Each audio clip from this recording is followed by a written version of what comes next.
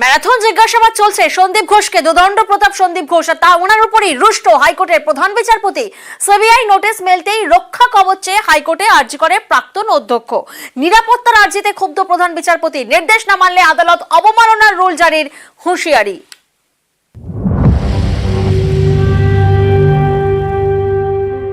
সন্দীপ ঘোষ আরজিকর হাসপাতালের প্রাক্তন প্রিন্সিপাল। প্রথম থেকেই আরজিকরের ঘটনায় অভিযোগের তীরে বিদ্ধ আরজিকরের প্রাক্তন এই অধ্যক্ষ।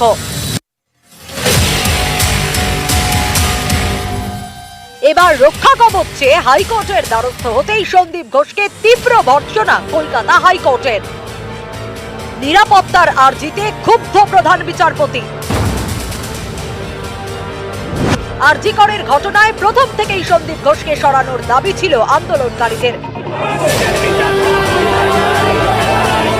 তার বিরুদ্ধে স্বজন পোষণ, আর্থিক জালিয়াতি এবং পদের অপব্যবহারের মতো অভিযোগ উঠেছে। পদত্যাগ করার পরেও তাকে ন্যাশনাল মেডিকেল কলেজে বদলি করা হয়েছিল, যদিও হাইকোর্টের নির্দেশে সেই পদে আর যোগ দিতে পারেননি সন্দীপ ঘোষ। হাইকোর্টের চাপে বিপদ বুঝে ছুটিতে চলে যান সন্দীপ। সেই সন্দীপই এদিন নিরাপত্তা চেয়ে হাইকোর্টের দ্বারস্থ হন, দ্রুত শুনানির আর্জি জানান। কিন্তু এদিন কোনো নির্দেশ দেননি বিচারপতি রাজর্ষি ভরদ্বাজ। এরপর প্রধান বিচারপতির ডিভিশন বেঞ্চেও হাজির হন সন্দীপ ঘোষের আইনজীবী।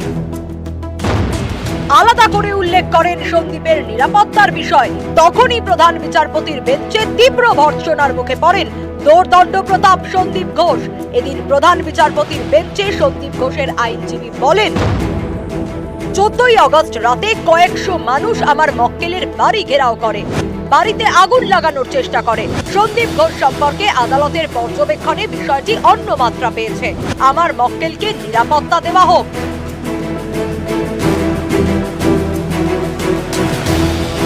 তখন প্রধান বিচারপতি বলেন, সন্দীপ ঘোষ তো অনেক ক্ষমতাবান, প্রভাবশালী ব্যক্তি, প্রশাসন তো সঙ্গেই আছে। চাইলে 400 থেকে 500 রাজ্যের পুলিশের নিরাপত্তায় থাকুন তিনি, না হলে বলুন বাড়ির বাইরে কেন্দ্রীয় বাহিনী মোতায়েন করার নির্দেশ জারি করছি।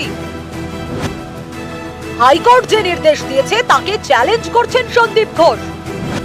হাইকোর্টের নির্দেশ না মানলে আদালত অবমাননার রুল জারি করব। নির্দেশের কোনো বদল হবে না। চাইলে হলফনামা দিয়ে নিজের বক্তব্য জানাতে পারেন সন্দীপ ঘোষ, আদালত তা খতিয়ে দেখবে। সিঙ্গেল বেঞ্চে গিয়ে বক্তব্য জানান। এরপর সন্দীপের আইনজীবী বলেন, বৃহস্পতিবার সন্ধে তার মক্কেলকে নোটিশ দিয়েছে সিবিআই। বেশ কিছু প্রশ্নের উত্তর চায় এজেন্সি, আদালত কিছু একটা রক্ষা কবচ দিক। তখন প্রধান বিচারপতি বলেন, সিবিআই অফিসে যাওয়ার জন্য আপনাকে রাজ্যের পুলিশ নিরাপত্তা দেবে, তাতেও নিরাপত্তার অভাব বোধ করলে সিবিআই কে বাড়িতে ডাকুন, তার চেয়ে ভালো সিবিআই দপ্তরে চলে যান।